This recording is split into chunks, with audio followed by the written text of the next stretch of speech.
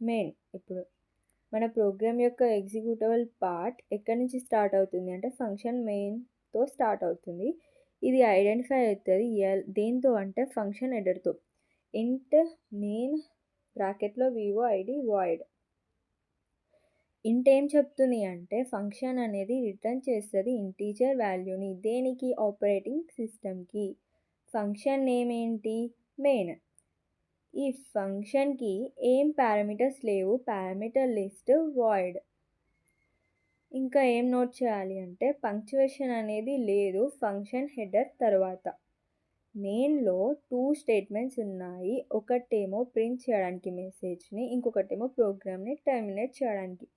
Print statement ఏం use చేస్తుంది అంటే లైబ్రరీ ఫంక్షన్ని యూజ్ చేస్తుంది. దేనికి? మానిటర్లో రైటింగ్ చేయడానికి.